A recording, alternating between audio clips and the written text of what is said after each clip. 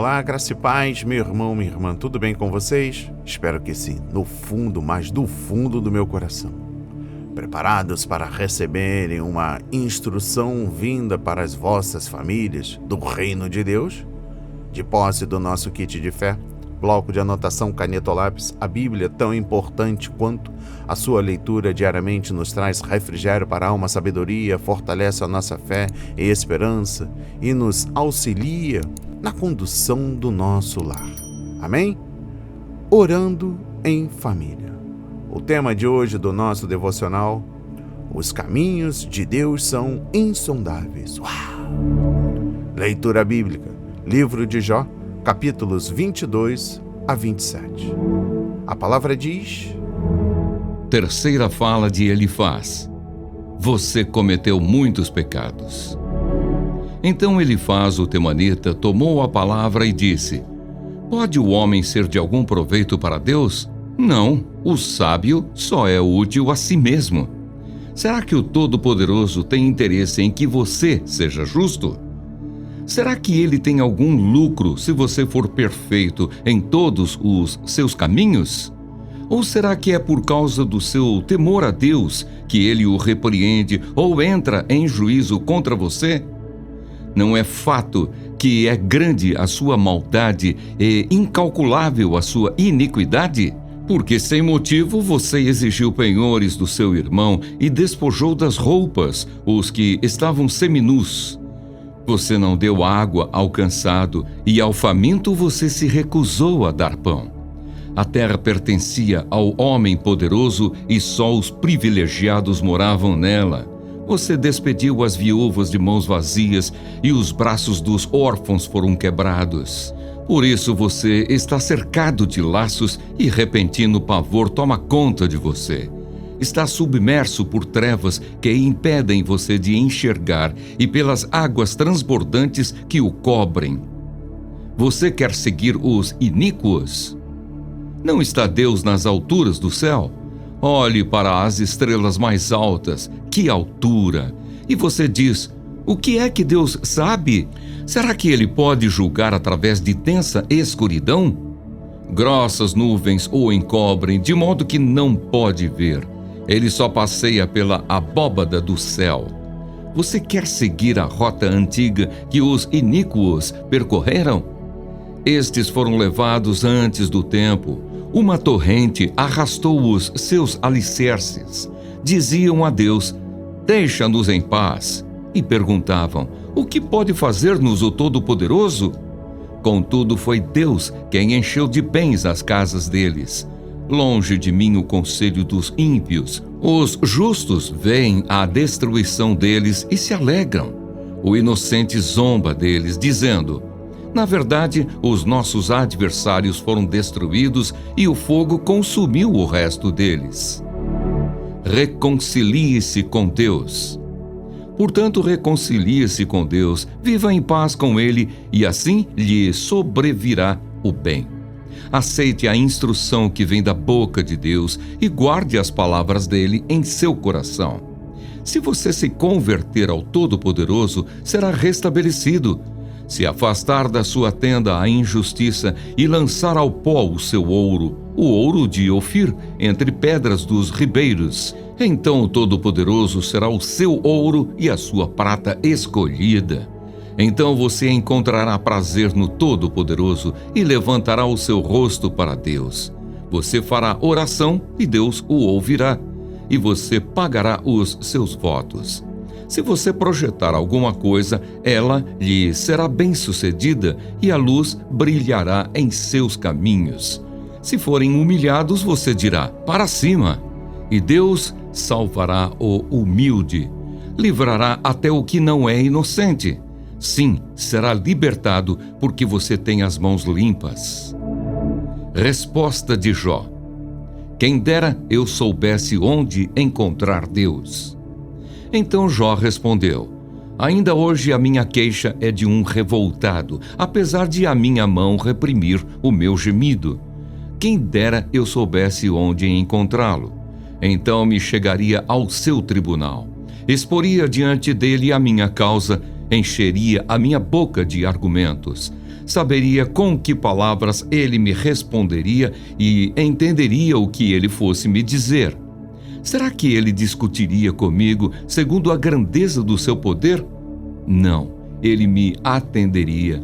Ali o homem reto apresentaria a sua causa diante dele e eu me livraria para sempre do meu juiz.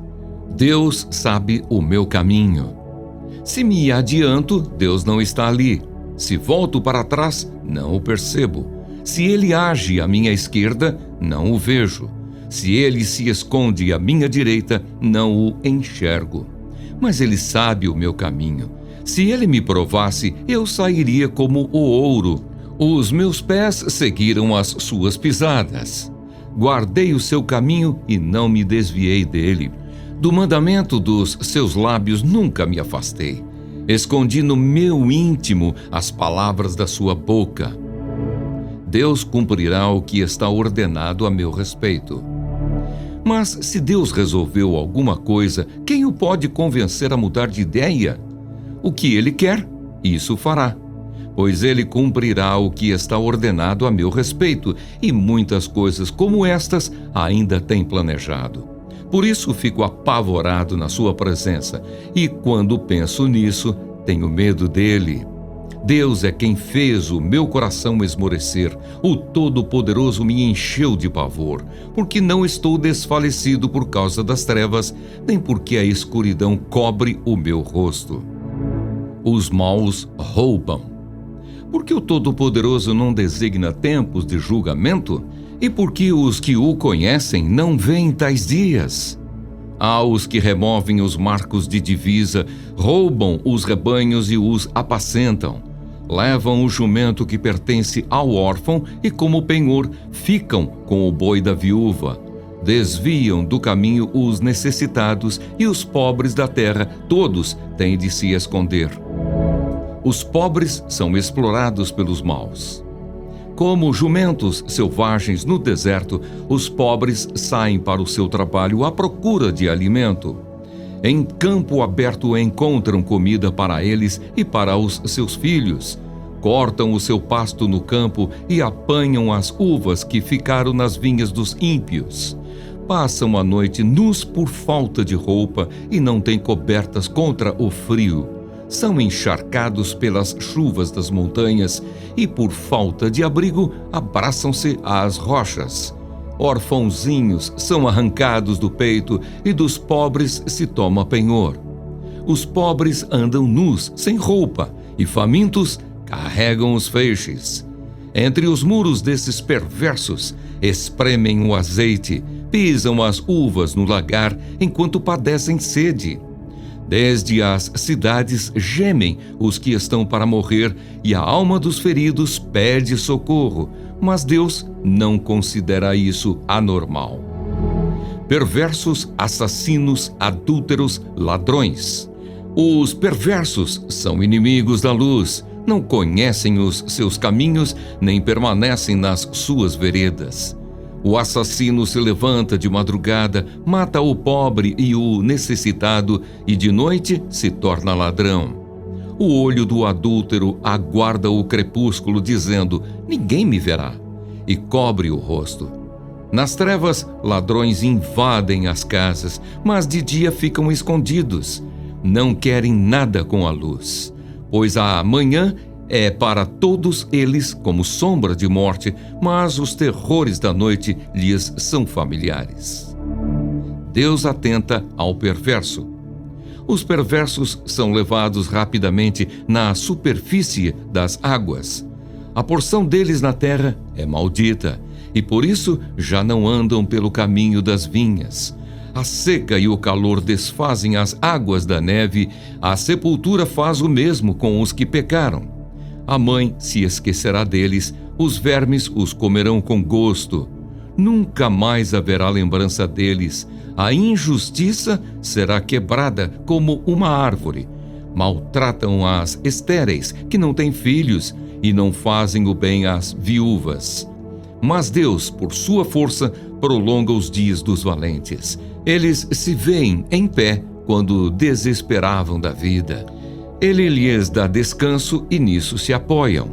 Mas os olhos de Deus estão atentos aos caminhos deles. São exaltados por breve tempo, depois passam, colhidos como todos os demais. São cortados como as espigas do trigo. Se não é assim, quem me desmentirá e anulará as minhas palavras? Terceira fala de Bildade. Pode o homem ser justo diante de Deus? Então Bildade, o suíta, tomou a palavra e disse: a Deus pertence o domínio e o poder. Ele faz reinar a paz nas alturas celestes. Será que é possível contar os seus exércitos? E sobre quem não se levanta a sua luz? Como pode o mortal ser justo diante de Deus? E como pode ser puro aquele que nasce de mulher? Eis que até a lua não tem brilho e as estrelas não são puras aos olhos dele. Quanto menos o homem, que é larva, e o filho do homem, que é verme. Jó critica Bildade. Então Jó respondeu: como você sabe ajudar o que não tem força? Como você sabe socorrer o braço que não tem vigor? Como você sabe aconselhar o que não tem sabedoria e revelar plenitude de verdadeiro conhecimento? Com a ajuda de quem você profere tais palavras? E de quem é o Espírito que fala em você? Continuação da terceira fala de Bildade. A grandeza do poder de Deus. Os mortos tremem debaixo das águas com os seus moradores. O mundo dos mortos está desnudo diante de Deus e não há coberta para o abismo. Ele estende o norte sobre o vazio e faz a terra pairar sobre o nada. Prende as águas em densas nuvens e as nuvens não se rasgam debaixo delas. Encobre a face do seu trono e sobre ele estende a sua nuvem. Traçou um círculo sobre a superfície das águas, no limite entre a luz e as trevas. As colunas do céu tremem e se espantam diante da sua ameaça. Com a sua força dominou o mar e com o seu entendimento despedaçou o monstro Raabe.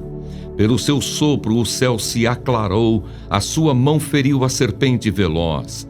Eis que isto são apenas as bordas dos seus caminhos. Dele temos ouvido apenas um leve sussurro, mas o trovão do seu poder, quem o entenderá? Resposta de Jó: nunca abrirei mão da minha integridade. Jó continuou em sua fala dizendo: tão certo como vive Deus que me tirou o direito, o Todo-Poderoso, que amargurou a minha alma, enquanto eu puder respirar e o sopro de Deus estiver nas minhas narinas, nunca os meus lábios falarão injustiça, nem a minha língua pronunciará engano. Longe de mim que eu dê razão a vocês. Até morrer, nunca abrirei mão da minha integridade. A minha justiça me apegarei e não a largarei. A minha consciência não me acusará em toda a minha vida. Que o meu inimigo seja castigado. Que o meu inimigo seja como o perverso e o que se levantar contra mim como o injusto. Porque qual será a esperança do ímpio quando lhe for tirada a vida, quando Deus lhe arrancar a alma? Será que Deus ouvirá o seu clamor quando lhe sobrevier a angústia? Será que o ímpio encontrará prazer no Todo-Poderoso e invocará a Deus a todo o momento? Vou ensinar a vocês a respeito do poder de Deus e não lhes ocultarei o que está na mente do Todo-Poderoso. Eis que todos vocês já viram isso. Por que então ficam repetindo palavras que não fazem sentido? A porção que Deus dará ao perverso. Esta é a porção que Deus dará ao perverso, a herança que os opressores receberão do Todo-Poderoso. Se os filhos deles se multiplicarem, será para que sejam mortos à espada, e os seus descendentes passarão fome. Os que sobreviverem, a peste os sepultará, e as suas viúvas não chorarão por eles. Se o perverso amontoar prata como pó e acumular roupas como barro, poderá até acumular tudo isso, mas o justo é que vestirá as roupas e o inocente ficará com a prata.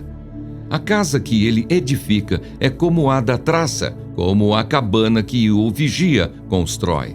Rico, ele se deita com a sua riqueza, mas quando abre os olhos, ela já se foi. Pavores se apoderam dele como inundação. De noite, a tempestade o arrebata. O vento leste o leva e ele se vai. Varre-o com ímpeto do seu lugar. Deus lança isto sobre ele e não o poupa. A ele que procura fugir às pressas da sua mão. Diante de sua queda, as pessoas batem palmas. Ao vê-lo ir embora, o vaiam com assobios. E o versículo em destaque encontra-se no capítulo 23, versículo 8. A palavra diz: se me adianto, Deus não está ali. Se volto para trás, não o percebo. Uau! Amém e graças a Deus. Os caminhos de Deus são insondáveis. Sim, o capítulo 22 inicia a última rodada do debate dos amigos com Jó, que se estende até o capítulo 27. Mas, nesses capítulos, não ficamos mais sabendo ao certo quem está falando. A identificação de quem fala parece ter se perdido. Mesmo assim, podemos depreender que a argumentação continua a mesma dos blocos anteriores. Os amigos insistem que Deus é santo e justo, enquanto Jó se sente abandonado pelo Senhor. É na hora do sofrimento que sentimos dolorosamente a invisibilidade do Criador. Fustigados pela amargura da mão pesada. Capítulo 23, versículo 2, na versão NVI. Dele não sabemos onde encontrá-lo. Jó não duvida da existência de Deus, mas por causa do seu silêncio fica apavorado na sua presença e, quando pensa nisso, tenho medo dele. Deus é quem faz o meu coração esmorecer, o Todo-Poderoso me encheu de pavor. Versículos 15 e 16. Você não estranha as expressões ressentidas que Jó usa? Pois é, nas igrejas não estamos acostumados a uma linguagem tão direta e bruta. Nelas cultivamos uma linguagem piedosa, polida, que varre todo o desespero e ressentimento para debaixo do tapete. Não iríamos considerar descrente alguém que ousasse expressar-se em um culto como Jó o fez aqui?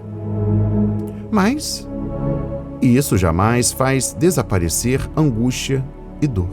O piedoso fazer de conta só piora o ressentimento, pois continua a consumir-nos na solidão. Arde como brasas debaixo de cinzas. Esquecemos que uma ferida oculta não pode ser tratada. Enquanto a escondermos de Deus, ficará a nos corroer.